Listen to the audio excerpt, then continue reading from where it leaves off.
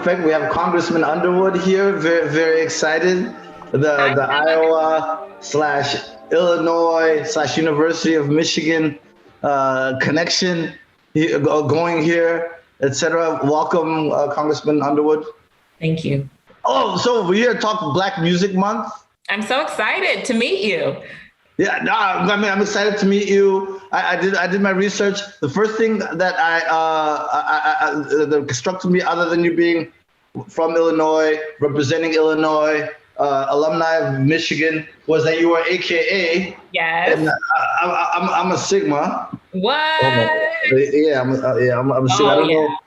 Oh yeah. Like that. Yeah, you know what? That's how you know, because that one was made with love. And then even the one of the letters had fallen off. Where the F on the fall. Oh, the 180 degrees. The one fell off. That's how you know this is real. That's real. Wait, can I ask you what year you crossed AKA? I'm fall 2007, Beta Eta. Tell me about your first memorable experience with Black music, or a particular Black artist that you love, or a song that you think, like the first one that comes to mind, the earliest memory. The earliest music memory that's purely my own, so not influenced by my parents, would have to be early Whitney Houston. Oh, She's wow. an icon, and I wanted to be her. I wanted to belt it out. She had these amazing, like, not Queen of the Night, but whatever, like, the album was after that. So like early 90s, when I was in elementary school, I was just in awe. And then we had the rise of like the girl groups, right? Yeah. We had like early TLC, SW, In Vogue, all that. I was just obsessed. And I love those ladies, and I would just dance around and sing. And, you know, when I say sing, I mean like Keisha Cole, Love, belted out, like it's always that level of singing on pitch, but the enthusiasm is there, and that's how it's been my whole life. Oh, so that's a lot of R&B. You just named out some serious R&B. Okay. Oh, okay. Oh, this is perfect. Okay, okay, this is perfect. And then, did your parents ever make you sing Whitney Houston songs in front of guests? Well, so my dad is a classically trained pianist. So he had to do, that's what he majored in college. He had to take piano lessons, and we also had to sing in the church choir. So while I had this love for R&B, there was definitely like a gospel element, and that's where like the performing would come in. And they would always like encourage us to take the solo, which was not always the best idea. My parents are like what I would call old school parents. Like, you know, the OJs and the Whispers, like that kind of old school parents. And so that's who they liked. But like in early elementary school, I would say I was also like into whatever was cool and new. So I remember being on the school bus, and my friend named Susan taught me Snoop and Dre 1, 2, 3 into exactly. Right? So like I was just open to whatever. Actually, it's so funny you say Susan. When you were talking about the early 90s, Whitney Houston, My Name Is Not Susan came in my head. The song My Name Is Not Susan. Oh, but that's perfect. I'm glad that now we've distinguished your love and your connection to classical music, right? Gospel music. Yes. And then the R&B, which is in the gospel world, we consider secular. Yes. So the thing is, I'm gonna go to 2007. Okay. 2007 was actually a great year for R&B. I'm gonna read you the top 5 songs of 2007. Right? T-Pain, Buy You a Drink was number 5. Buy You a Drink, yes. Yeah. Fergie, Big Girls Don't Cry was number 4. This is the Hot 100. This is not just R&B. It's not just hip hop. It's not just Black music, etc. But I'm glad you talk about R&B, and I'm glad you talk about 2007 for this reason, because this is going to be a point for the next question. T-Pain was number 5, Buy You a Drink. Fergie, Big Girls Don't Cry was number 4. Gwen Stefani featuring Akon, Sweet Escape was number 3. Jam. Rihanna featuring Jay-Z, Umbrella was number 2 song of 2007, Hot 100 Billboard. Beyonce, Irreplaceable, or AKA To the Left, was the number 1 song of 2007. Yes. Right? Yes. Number one song, 2007. And that leads me to the next question. Black music and Black artists have never been more popular, right? We just name dropped the top 5. That was then.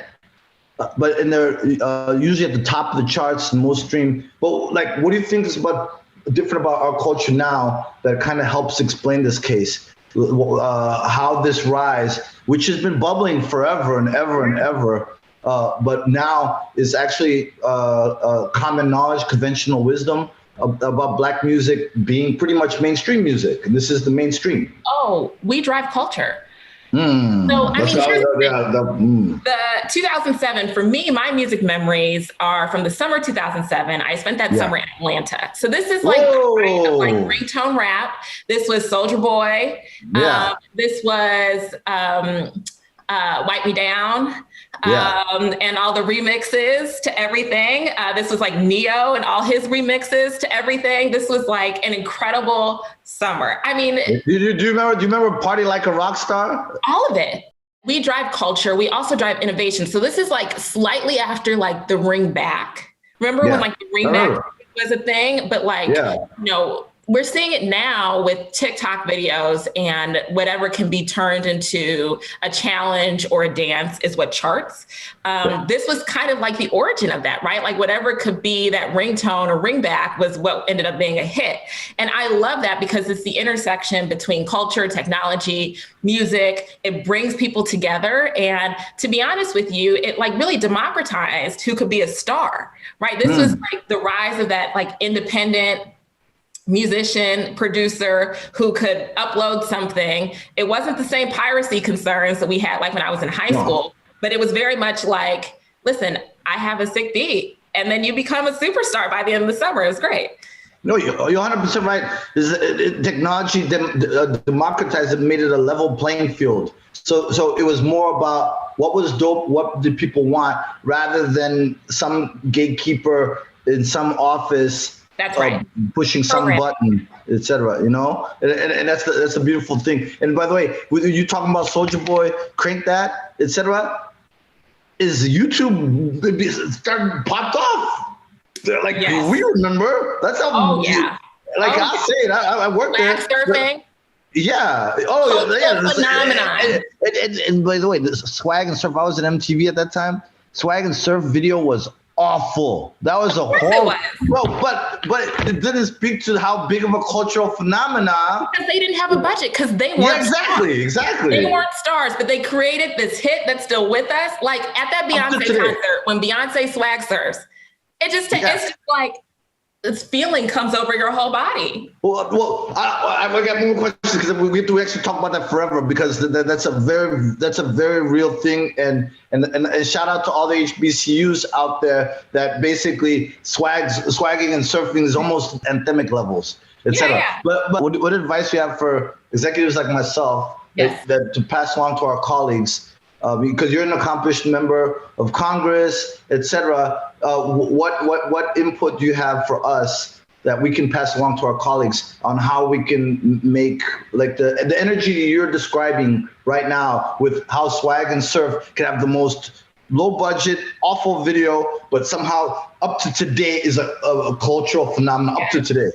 What advice do you have for us? Well, we were talking about anthems, and then I started thinking about Jay-Z's public service announcement and how, in like the summer 2007, there was a point like every time I go to the club just before like midnight, they play it. And then that's how you knew the night was about to get started, right? And there was this sense of like pride, but it was also like probably the most Americana hip hop song, not video. Right, because we had My President is Black, Jeezy. We had, Kanye with that Otis Redding in the back with that huge. Otis. Yeah, Watch the Throne was like from Watch the Throne. Okay, right. So we've had Americana and hip hop, but I think that policymakers and executives tend to think of music as, outside of that political conversation. And what I think that we've seen in rock and roll and in pop music is that it can really drive political movements. We've not really seen it in that way in hip hop, at least not as recently, right? I mean, that's kind of true because then you have like Lil Baby who got famous. The Bigger Picture last year. That was And by the way, give Lil Baby his props. The man was not doing anything like political or conscious, etc. But in the heat of everything, he was the hottest artist, and he still stepped up. He risked it all. He risked it all to say something. You know. I love that, but I guess my point to the executives is that Black people built America, right? Black people have been here. We love this country. We give back to this country, and this country continues to attack us in many cases. We have, our fight for civil rights continues, but there's a pride that is not often reflected in our music. And I think it's because people think it won't sell. And when you said anthem, that's what I thought about. It's like these songs can be hits. People, I think, share this sense of pride and patriotism that I do. It might manifest itself differently because obviously we have swag. And we're not going to do things the same way as everybody else. But, we need those anthems too. Yeah. Well, what do you listen to right now? Okay, so I thought about creating playlists and recommendations. Yes. Okay. So I already told you how I feel about my women of R&B. So the GOAT is Toni Braxton. Toni Braxton. That's a pretty bold statement. You said. And for clarification, GOAT is greatest of all time. For anyone who doesn't know what a GOAT is, the greatest of all time. So you're saying Toni Braxton is the GOAT. Toni Braxton's Secrets is like hands down one of the best female R&B albums of my lifetime. Wow. I mean, listen. So, but then the modern equivalent is Jasmine Sullivan, Hotels. I am obsessed. Oh, wow. Jasmine killed that album. And you got to realize, when I built these songs out, I have a lower range. Jasmine has a lower range. Toni has a lower range, right? But it's all in the same line as Brandy, that Never Say Never album, Tiana Taylor, Girlfriend Can Sing, Mary J. Blige, right? It's all in the same, to me, it's all in the same subgenre of just excellence. And I am obsessed. All right, I'm just going to give a visual. Wow. Just had to give you that visual and everything. And then one last question. What would you say to someone who says, why should we even acknowledge Black Music Month? We got Black History Month. Why we got to have another month for blah, blah, blah? Because we make culture. And Black music has been the foundation of American music. Jazz, rock and roll, hip hop. We have all of this electronic and, just different things. When you think about the production and the way that, if you look at listen, my dad's a classical pianist. I took piano lessons my whole life, right? You look at these melodies and the way that things are constructed, and it all, I think, has its roots in our culture. And so we have to lift up those folks who are pioneers, who are brilliant, the people who, major award shows continue not to acknowledge and recognize their contributions and their successes. And I'm just so excited because this is, they're talking about post-pandemic, right? The return of the roaring 20s, which means that we're in store for some amazing music, music this summer. And I think it's really special. Well, thank you, Congressman Underwood. Thank you. That was by the way, that blew my mind because you made some very strong that took courage to I know you're skeptical, Tuma, because I could just tell. Listen, you need to go back to that Toni Braxton Secrets album. I'm talking about hit after hit, and she's speaking about truth, universal truth on this album. No, I'll do that. I'm gonna go revisit. I'll go revisit, and maybe I'll change my rankness of goatness, up a little bit.